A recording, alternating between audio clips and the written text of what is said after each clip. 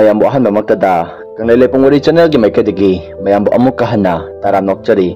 ngasi swagi subscriber amma kana thabira ko wari ma mayamgi mafamda kudol tamjargi haiduna uduna laksari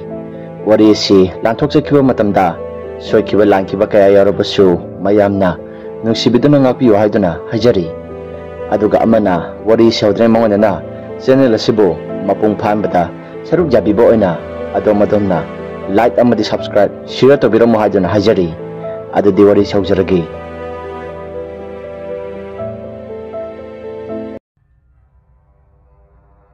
wari asi aseng bathokiba wari makhakni wari asi taruba akhoi phawba thuklawba ama phawi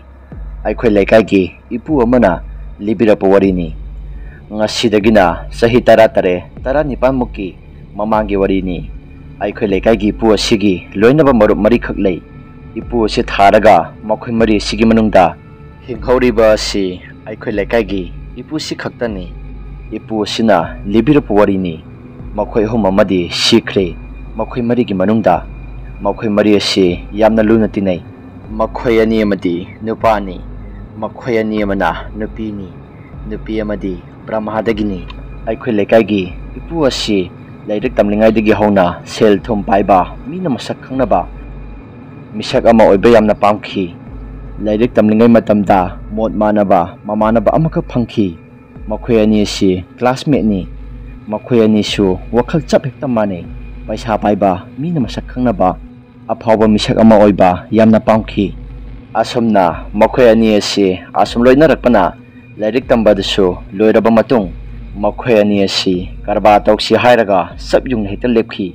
ipu sigi family imung manung adudi law mansang marang kaina leirami leiriba lamthum mayam madudagi khara kaitholaga ahanba karbar masa ama khara tawba horaklami ipu duga mahaki mamana baduga karba asumasum tawrakpana sel thumsu khara pajaraklami miyoi bahibasi ahemba amadi adumak pambanina makhoi tawriba karba adudagi khara asauba karba ama tawba pamlakhi madudagi makhoi ani si ganja karba tawrasi hairaga barmahagi tumuromda potasi thadok thajin tawrasi haiduna makhoi karba tawba horakhi karba asi asumasum tawrakpana makhoi su yamna chauna tawrakhi laibak phaba haigadra makhoi tawriba karba asida khonglok palaw amata yaudabida yamna nungaina karba asi tawba horakhi brahmadagi makhoi gi partner oina nupi ama khaksu makhoi gi loinakhi matam sangna karba asi tawrakpana ipu desu barmahalondi ayamba khanglabani brahmagi nupi desu ipu khoina tawriba thabak thoram singaduda partner oina thabak tawminakhi asomna karba tawrakpana apamba si penai da bahibadu oiraklami drug karba tawsi haiduna makhoi su drug karba tawba mahorakhi drug karba adusu asumasum tawrakpana nomagi numit amadani gypsy amada ipu makhoi ahum adusu gypsy adu thauraga drug piba brahmagi border manungda gari adu thokchillaga pot adu thinba satkhi makhoina gari adu asum thaurakpana brahmagi police na manipur dagi drug la lomba mi khara sangkhre ba pawasi makhoi su khangkhirami adumna khangkhibadagi police sing adusu yamna alert oinakhi makhoi su police na khangkhre ba pawasi tarami madudagi makhoi hum aduna phadana bane haiduna koilot lot na ba yamna kana tawkhi police na di makhoi gi khungulado yamna kan liduna thiba horakhi police na sumta narakpana ipu khoina thauriba gari adusu brahmagi jungle adu tamna thogjingkhi brahmagi sipai sing adusu nongmai kaya lepalaitana kaplakhi masigi matungdagidi ipu khogi gari adusu thauraga leiba yararoi khanglakpadagi songtharaga makhoi ahum adusu senaba tawrami adumna senaba tawringaida sipai sing aduna lepalaitana nongmai kaya kaplakpana makhoi ga saminariba nupi adu makhongda namaina pankhirami nupi adusu makhongda namaina palabanina senba ngamdre nupi aduna ipu makhoi anida mateng amutta pangbiu haiduna haijarami adubu makhoi su thawa hinnabani haiduna kanbadi lairadana hanna phau yenglamdana brahmagi jungle aduda sensingkhi nupi adusu brahmagi sipai singaduna otpanaiba kaya tawraga mihathina hakhi haiduna pawtarakhi Makhoi anina jungle aduda gyamen taduna changsilakpa matamda makhoi suwabadagi mafam amada fazana potharami makhoi su asum potharakpana numidangi matam aduda chanaba thiruge haiduna aikhoi lekai ipu aduna jungle aduda asum changlakpa matamda ipu adugi mamangda khara laptakna masamana yamna sangbi nupi amakha kapna sapadu uraklami ahanbadadi ipu adusu karisu thudona khaludabani aduga ipugi wakhandasu asumna khalami kanano khara laptakna ada satliba sibo isanagi sawabane lalhau lukki nupi ko oiriba zatla kanade mase lalhau bu nupi soidana oigani sadana sidui sarupudi mahaki manakta sanglaga mateng khara nijarukhige laibakna pharabadi kanana khangba sanaba kharadi pirakpa yaida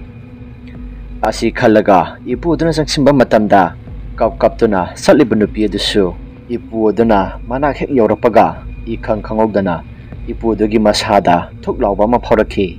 adomna nupi dugi manak aduda ipu aduna sangsimba matamda khangogdana nupi dugi masamadabu saphek jungba makhai nupi aduna lepliba mafam adudagi khangkaplakhi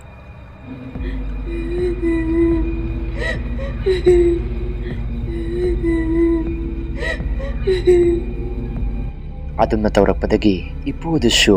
khong thanglaga sapangamlamkhide ipu adusu kibe mankhibana mafam aduda gyan adamak takhidrei ipu aduna gyan tarakpa matamda magi tinariba mamanabadugi manakta leiba thimnakhi maro mataw karamna nangi nakta ibu leiramlibano ai gyan tadre bhai nang lakmande haidona aina samthirapa matamda aswai sida nang taraga leirammi ado nang kamaina gyamang libano nati nangbo sadabana wantharakpa oiriba satla nati maro ngasai aina sanaba thiba matamda lalhau lukki nupi kumba ama maludana sanaba khara hairurage haiduna nupi dugi manakta sangsalui aidi nupi ado isam sambam yoi malubani adubu mahakti masamana thadoklaga jungle asigi manung asida soro chelaga sapadu uba matamda idi gyan adum takidrei aina gyan tarakpa matamda nangi nanakta leiramliba sini asumna makhoi ani su jungle adugi manung aduda afangba kari no pangsada sarami mabani su jungle adugi mapanda thopakiduna nongnini humnidi jungle adugi manungda adumak leirami makhoina jungle aduda leirakpa numit humni suba numita ipu adugi mamanabaduna tumlingai matam aduda sor chauna holakhi aduga nahirakpadongna su tawrakhi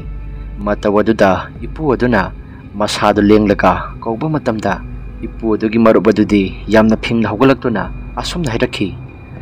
haish siramnida kari matawno sikidubo ipu adusu kaidawragi haidun hangi maduda ipu adugi mamanabaduna asumna paukhum pirakhi haish itaw mafam ase leibada kitang khudong chagadaba mande hauji aina tumlingaida nupi amakhakna aigi thabagasida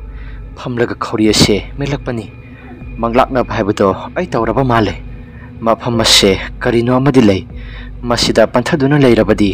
aikhoi sirani sigera sangera mafam ase thadoklaga chatlasi ipugi mamanabaduna adumna hairakpadagi nongadrikanda makhoi ani dusu tumthadabida prap hagolaklaga khong hamninge haiduna nakanamada khara thaidoklaga khong hamlingai tanja aduda nupi amagi saban mamba ama ipu adugi mamangda yamna munna yenglaga leptuna leiramkhi ipu adusu madu uba matamda khanglaw he lawraga mahaki nakanda leiriba mamanabadasu yamna kana lawrakhi adamna lawraklaba matungda mamanabaduna karino itaw adu yamna kana lawrido itaw onthok matawa manida masigi mafam ase thadoklaga chatlasi aina sida khong hamlingaida nupi ama yamna sawbagi mawongda aingonda leptuna yenglaga leirami ado aina lawba matamda nang sulawriduna kaigino aidi nangna lawbadada pakhat mandana aisu lawbani kaino kanade aikhoi siba tare mafam ase thadoklaga chatlasi asi hairaga mabani su ahingi matam aduda jungle adudagi ꯊꯣꯔꯛꯂꯕ ꯃꯇꯨꯡꯗ ꯃꯈꯣꯏꯁꯨ ꯃꯈꯣꯏꯅ ꯀꯔꯕꯥꯔ ꯇꯧꯕ ꯃꯇꯝꯗ ꯈꯪꯅꯈꯤꯕ ꯕꯔꯃꯥꯒꯤ ꯃꯃꯥꯟꯅꯕ ꯑꯃꯒꯤ ꯌꯨꯝꯗ ꯃꯇꯝ ꯈꯔ ꯂꯣꯠꯇꯨꯅ ꯃꯐꯝ ꯑꯗꯨꯗ ꯂꯩꯔꯝꯈꯤ꯫ ꯃꯕꯥꯅꯤꯅ ꯑꯗꯨꯝ ꯂꯣꯠꯂꯛꯄꯅ ꯏꯄꯨꯗꯨꯒꯤ ꯃꯔꯨꯞ ꯑꯗꯨꯁꯨ ꯃꯥꯒꯤ ꯃꯃꯥꯡꯗ ꯑꯀꯤꯕ ꯀꯔꯤ ꯀꯔꯤꯅꯣ ꯈꯔ ꯎꯏ ꯍꯥꯏꯗꯨꯅ ꯏꯄꯨꯗ ꯇꯝꯕ ꯍꯧꯔꯛꯈꯤ꯫ ꯃꯗꯨꯗꯒꯤꯗꯤ ꯅꯣꯡꯃꯒꯤ ꯏꯄꯨꯗꯨꯒꯤ ꯃꯃꯥꯟꯅꯕꯗꯨꯁꯨ ꯋꯥꯈꯜꯗ ꯀꯔꯤ ꯀꯔꯤꯅꯣ ꯈꯔ ꯇꯧꯕ ꯍꯧꯔꯛꯈꯤ꯫ ꯃꯁꯥ ꯑꯁꯤ ꯅꯨꯄꯤ ꯑꯃꯒꯤ ꯃꯑꯣꯡꯗ ꯑꯗꯨꯃꯛ ꯇꯧꯕ, ꯋꯥꯉꯥꯡ ꯁꯉꯥꯡ ꯑꯃꯗꯤ ꯁꯥꯖꯠ ꯂꯤꯆꯠꯇ ꯑꯍꯣꯡꯕ ꯀꯌꯥ ꯑꯃ ꯂꯥꯛꯈꯤ꯫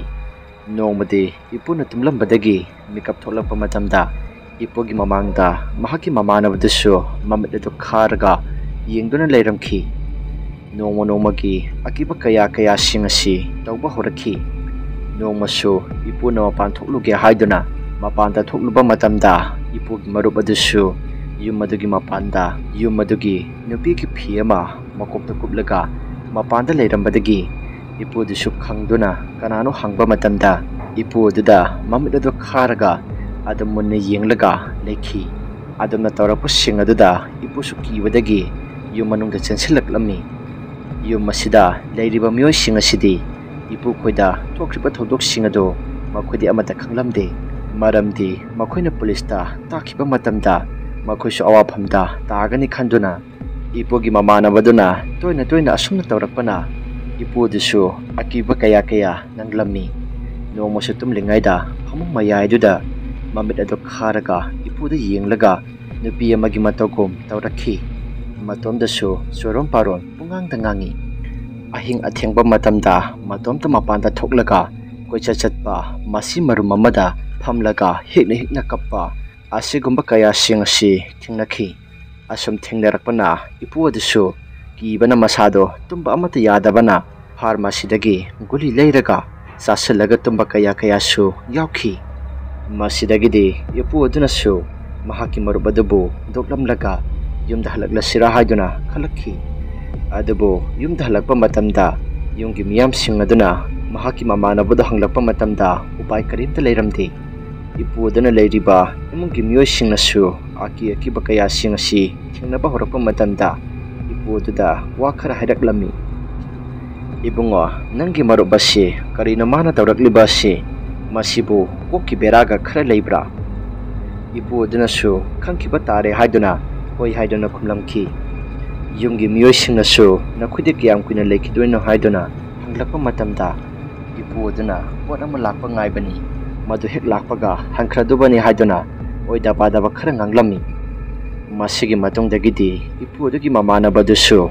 ꯑꯁꯨꯝ ꯀꯨꯏꯅ ꯂꯩꯔꯗꯤ ꯉꯥꯎꯈꯤꯅꯤ ꯍꯥꯏꯗꯨꯅ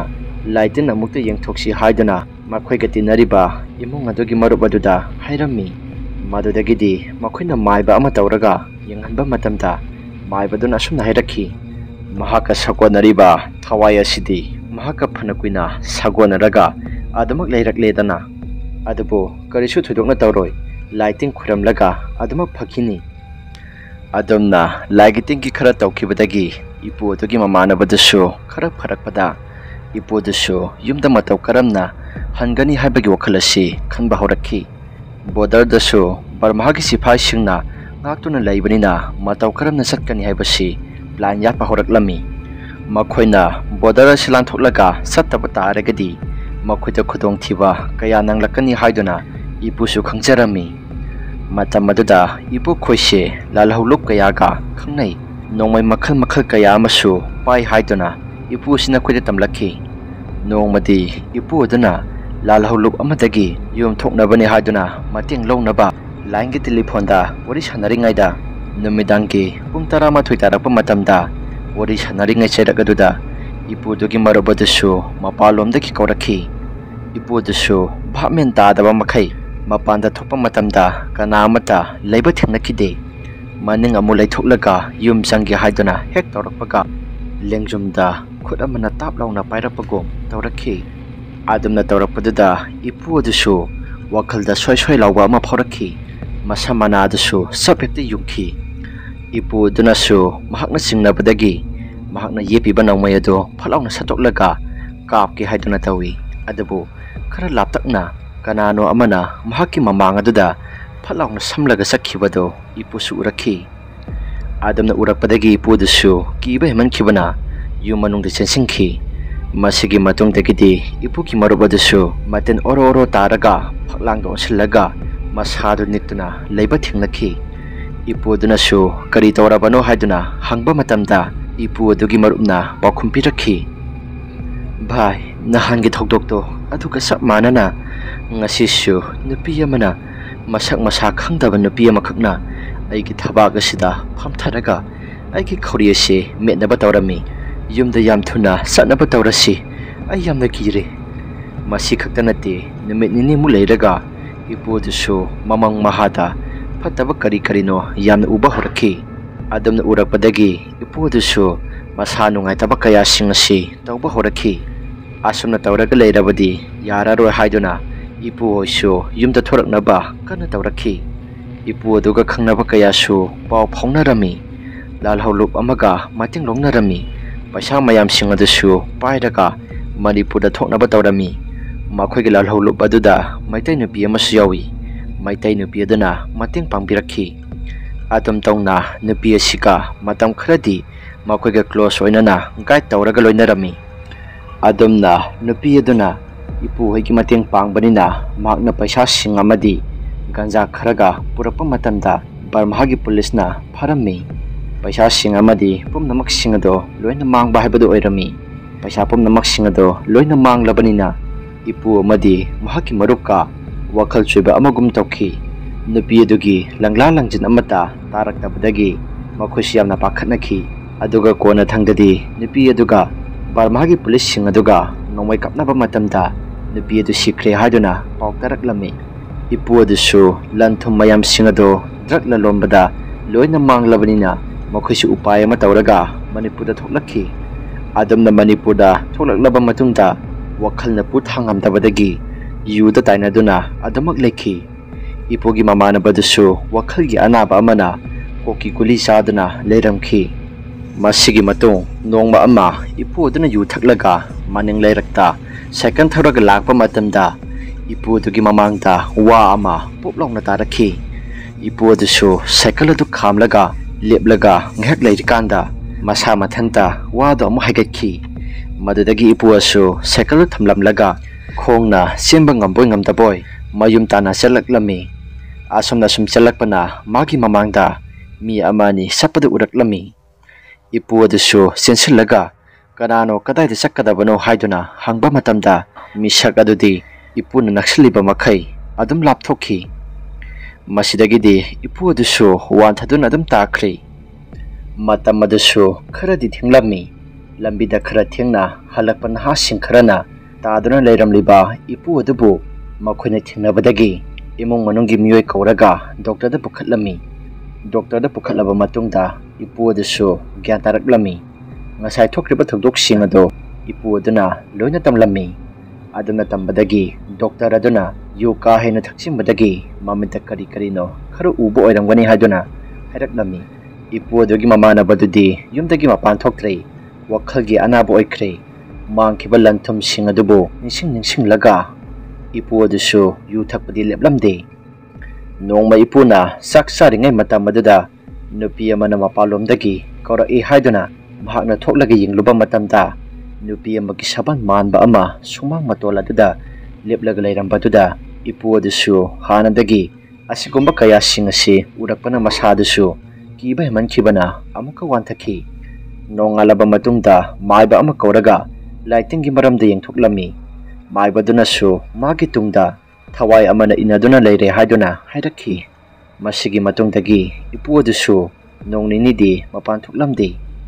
Nongma ipu aduna yu ngauraga leirak aduda cycle thoraga lakpa matamda mamangda nupi amakha chatlaga leiba thingnakhi. Ipu adusu nupi adu thingdanabani haiduna khaidoklaga thoba matamda khongbalda yungchillami. Ipu adusu masa phajana soklami. Masa adusu phajana soklabanina yumdagi mapan thokpa ngamdana adamak lekhi. Karisu lengba otpa ngamdana athengba ahingda kanagumba amaga wari sanaraga sorom parom pungangda ngangi. Adamna tawrakpana koki anaba amana koki kuli sarami. Ipu aduga tinaba mamana badudi lekhidrei. Ipu asidi hoji phawba hingli. Ipu asi hoji hojiksu hingli banina mahaksu marak-marakta amamuk kaukthokpagum tawi aduga yam toinadi tawba nate hana thokriba thokdoksing adusu amamuksu marak-marakta ningsingi wari asi matang swaisida lusinjari karigumba adom-adomna wari sa nungaybiba taragadi like amadi subscribe share to biramo haiduna hajari aduga amana adom-adomda asengba thokpa wari natraga full story gumba wari masa gumba hapningba lairagasu aikoina pithokchariba WhatsApp number sida thabiraknabani singjari ngasigidi kainanaba yathangni jari mathangi video da amuk thingnarasi